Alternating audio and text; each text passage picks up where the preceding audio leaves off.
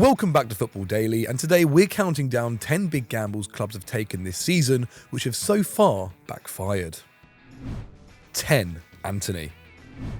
The most expensive transfer of the season until Chelsea's record-breaking move for Enzo Fernandez was completed at the end of January, Antony's €95 million switch to Man United was rightly viewed as a huge overpayment at the time, and now looks careless at best. Luckily for United, they have otherwise done some of their best business in years, with Alessandro Martinez, Tyrell Malacia, Casemiro and Christian Eriksen all hits, also compensating for Eriksen's recent long-term injury with a smart last-minute loan for Marcel Sabitzer. And with Erik ten Hag's ability to make a side that was completely out of sorts last term look like a Champions League outfit once again, Antony's lack of output hasn't been felt as badly as it might have been otherwise. But it's nevertheless pretty stark. 3 goals in just over 900 league minutes isn't a disaster for a young winger, but he's offering almost nothing creatively, yet to register an assist and creating less than a chance per 90. This is partly because he struggles to get the ball into truly dangerous areas, failing to beat Premier League fullbacks with just a 35% take on success rate to show for his efforts, down from 56% in the Eredivisie. He does possess a great strike on his left foot though, but at his price point you generally expect a winger to have the physicality and flair to cause consistent problems to Prem defences, and Antony, at least at the moment, doesn't have either. 9. MELO. When Liverpool missed out on Aurelien Tchouameni to Real Madrid, we expected the Reds to identify a suitable backup to the French midfielder. After all, they had just finished arguably their most impressive season of the Klopp era, and strengthening their ageing midfield seemed top of their agenda as they looked to seriously challenge on all fronts again. But instead, the millions originally reserved for Tchouameni was spent on forward Darwin Núñez, and they waited until deadline day to address the middle of the park, by which point they had already dropped 7 points in the league. Even more puzzling was the fact they opted for MELO, someone who has struggled with injuries over the years, has rarely impressed on a consistent basis, and started just 24 Serie A games across 2 seasons at Juventus. With tidiness on the ball Arthur's main strength, manager Jurgen Klopp may have hoped he could replicate the unspectacular but important work previously done by Georginio Wijnaldum. But he hasn't had a chance to find out, with the Brazilian international out since October and undergoing surgery on a thigh injury. He may be back in training as this goes out, but with chances of a top 4 finish growing slimmer and slimmer, Liverpool's midfield gamble has already backfired. 8. Nottingham Forest's new squad. On some level, Steve Cooper was forced to have a big summer in 2022. Forest were arguably promoted too soon, going from bottom of the championship to playoff glory in 8 months. And of their 15 most used players, 5 were loanees, requiring permanent replacements for the Premier League. But no one expected the 2-time European champions to come up with such a dramatic solution. Across the summer and winter windows, Forest have now bought in 30 players and spent over €180 million, more than Liverpool and Manchester City. But they've still taken just 1.1 points a game, with both attack and defence ranking 15th in the division by XG. Even more ridiculously, 5 of their most common starting 11 were with them last season, while 9 of their new signings have failed to hit even 500 league minutes, and marquee acquisition Jesse Lingard has been particularly poor, with 0 goals and assists in 14 appearances. Cooper apologists can point out that gelling such a squad is no easy feat, but Forest now have better talent than most of their relegation rivals, and could easily have done half the business and been no worse off. Cooper will need to show the investment was worth it in 23-24. 7. Alfred Schreuder. Okay, so Ajax have already cut their losses with Alfred Schreuder, but they may still be feeling the effects of his appointment at the end of the season. Replacing Erik ten Hag was always going to be tough, and Schreuder, who had been ten Hag's number 2 in the famous 2018-19 campaign where they reached the Champions League semi-finals, was a bit of a wildcard. Yes, he had just overseen an impressive half-year at Club Brugge, where he secured a Belgian title, but that was just the 3rd managerial position of his career, with previous stints at FC Twente and Hoffenheim not ending so well. And what's more, he had to oversee the club's biggest squad transition in years, with 8 of Ten Hag's 14 most used players from last season, including Seb Alla, Ryan Gravenberch, Antony, Lisandro Martinez, and Mazraoui, either leaving in the summer or midway through the campaign. With the club also signing 8 new permanent players, tasking Schreuder with making such a rebuild work instantly was always a risk. And it didn't pay off, with the side sitting 5th when he was sacked at the end of January. Schreuder won just 46% of his 26 games in charge, a steep fall from the 74% win rate sustained by Ten Hag over 4.5 years, and Ajax now face a possibility of failing to qualify for the Champions League for the first time since 2009. 6. Bournemouth's lack of spending. Unlike Ajax, Bournemouth didn't wait long at all to axe their manager this term, with Scott Parker sacked after just 4 games and coincidentally ending up at Schreuder's former employees Bruges. In his final post-match interview, following a record-equalling 9-0 defeat to Liverpool, Parker expressed concerns over the club's lack of summer transfer activity, saying that his newly promoted squad was under-equipped to be competing in the Premier League. And he was right. The Cherries spent just €26.9 million in the summer, less than anyone else in the league bar Leicester City, particularly stark when you consider Fulham spent over double that and Nottingham Forest splashed over 6 times that.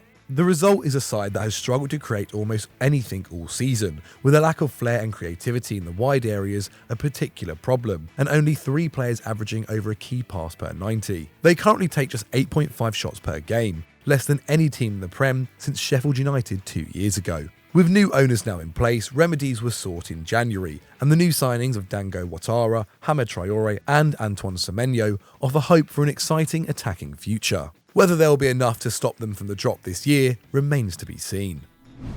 5. BOEHLY'S spending spree.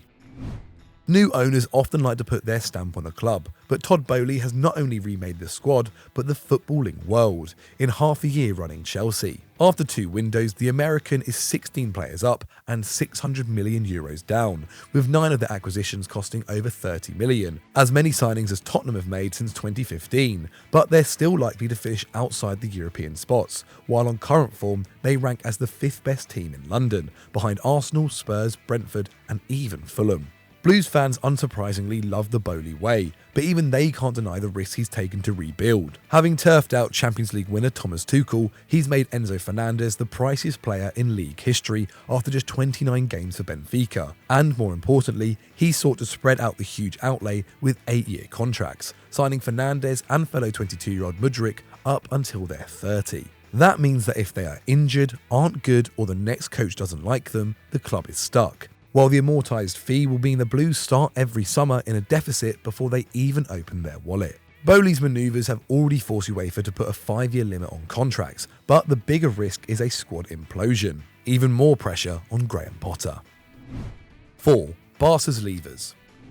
Chelsea aren't the only club to have left onlookers stunned with their transfer activity over the last year, with cash-strapped club Barcelona somehow spending more than Man City, Liverpool, PSG, Arsenal and Newcastle last summer, seemingly motivated by a fear of falling behind bitter rivals Real Madrid in La Liga and the rest of Europe's elite in continental competition. President Joan Laporta pulled a number of so-called economic levers to free up funds for a spending spree, selling off portions of the club's future commercial income for success in the short term.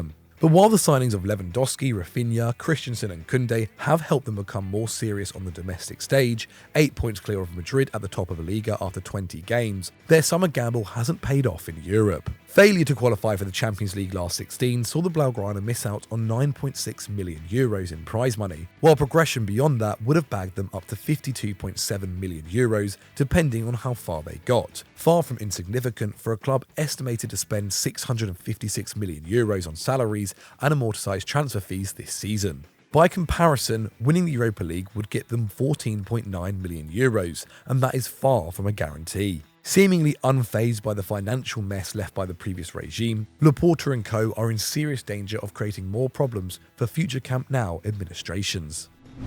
3. S.KALAJDZIC. Going into the new season, Wolves needed a striker badly, with Raul Jimenez a shadow of the striker he once was, and Pedro Neto, Adama Traore and Daniel Podence scoring 4 Premier League goals between them last season. They eventually opted for S.KALAJDZIC just before deadline day, signing the Austrian marksman from Stuttgart for a reasonable €18 million. But while he seemed to profile well for the Premier League at 6'7" and having scored 16 goals in the 2021 Bundesliga campaign, he also came with risks, missing half of last season with a shoulder injury and missing almost the entire 19-20 campaign after tearing his cruciate ligament in pre-season, just after arriving at the German outfit. And tragically, the same fate struck him again after touching down in England, hobbling off 45 minutes into his debut with what was later confirmed as an ACL injury. With the 25-year-old unlikely to be back until the summer, the Premier League strugglers had to dip back into the market with the signings of Matheus Cunha and Pablo Sarabia, who they hope will help them steer clear of relegation. 2. Nathan Jones. The marriage of Southampton and Ralph Hassenhüttl was never going to last forever. The biggest home and away losses in Saints history both came under the Austrian in 9-0 defeats to Leicester City and Manchester United. And after the glory days of finishing as high as 6th under Koeman and Pochettino, it was easy for both fans and club to convince themselves the coach was holding them back as they averaged 42 points over the last 2 campaigns. Like Todd Boehly, the new owners were keen to install their own man, and true to their principles, they looked under the radar, bringing in Nathan Jones from Luton. The Welshman took the Hatters from 17th in League 2 to 2nd in League 1 in his first spell, and from 23rd in the Championship to 6th in his second, but immediately seemed out of his depth in the Premier League. The Saints took the fewest points in the league following his appointment, essentially playing a worse version of Hassenhüttl's pressing style, and Jones exacerbated things with his public statements, taking jabs at his critics after a cup win over Man City, and even blaming fans for forcing him to compromise his principles. So it was hard to see a way back from that, and with relegation on the cards, it wasn't overly surprising to see Jones sacked after just 8 games. 1. Man City's yard sale. Bringing in Erling Haaland was the coup of last summer for Pep Guardiola. The best young striker in the world joined the champions for just £51 million and has already delivered over 30 goals and playing a part in 53% of City's domestic tally. But signing him also required a squad rethink, and Guardiola kicked out Sterling, Jesus and Zinchenko to make room for the massive Norwegian. Haaland's been amazing, that's for sure, but it's unclear if the team is actually better. At present, only he and Foden have more than 4 league goals, and as a whole, City have gone from creating 2.3 XG per game to just 2. With a true centre forward, Pep prioritised keeping creators rather than goal scorers, but as a consequence, he's ended up with too many ball-to-feet types, with only Alvarez consistently making off-the-ball runs, while Jack Grealish is the sole squad member completing more than 1.5 dribbles a game, only leaving the team more predictable. To make things even worse, Jesus and Zinchenko have pushed Arsenal to the top of the table, the Brazilian bagging 10 goal involvements in 1,200 minutes, and the Ukrainian arguably becoming the club's best player. If the pair are lifting the Premier League trophy again come May, Pep will only have himself to blame.